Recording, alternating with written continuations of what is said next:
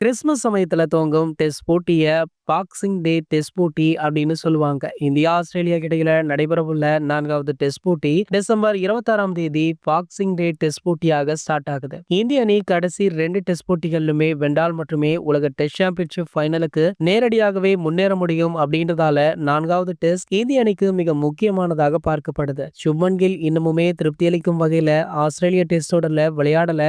இதனால கில் அவர்களை நீக்கிவிட்டு ரோஹித் சர்மா ஓபனராகவும் ராகுல் ஒன் டவுன் இடத்திலுமே விளையாட அதிக வாய்ப்புள்ளதாக தெரிகிறது. மேலும் கில்லுக்கு மாற்றாக மிடில் வரிசையில துருவ் ஜோரல விளையாட வைக்க வாய்ப்பு இருக்கு. மேலும் சிராஜுக்கு ஓய்வளிக்க 4வது டெஸ்ட்ல அர்ஷித் ராணாவை சேர்க்க போறாங்களாம். பும்ராவிற்கு ஓய்வளிக்க வேண்டிய கட்டாயமுமே இருக்கு. இருந்தாலுமே கடைசி 2 டெஸ்ட் போட்டிகள்ல வென்றாக வேண்டும் அப்படின்றதுனால பும்ரா நிச்சயம் விளையாடித்தான் ஆக வேண்டும். 3வது டெஸ்ட் போட்டியில இடம்பெற்ற ரவீந்திர ஜடேஜா பேட்டிங்ல மட்டும்தான் பெரிய தாக்கத்தை ஏற்படுத்தியிருக்காரு.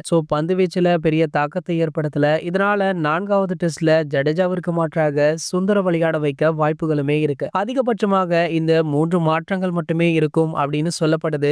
இந்திய அணி கடைசி 2 டெஸ்ட் போட்டிகள்ல ஒன்றில் தோத்தாலுமே உலக டெஸ்ட் சாம்பியன்ஷிப் உடைய ஃபைனல்ல விளையாட ஆஸ்திரேலியா சவுத் ஆப்பிரிக்கா அணிகளுக்கு தான் அதிக வாய்ப்புகள் பிரகாசமாக இருக்கும். இது போன்ற கிரிக்கெட் செய்திகளை பத்தி நீங்க உடனே தெரிஞ்சுக்க நம்மளுடைய கிரிக்கெட் நியூஸ் அப்டேட்ஸ் அப்படின்ற நம்ம சேனலை சப்ஸ்கிரைப் பண்ணிக்கோங்க.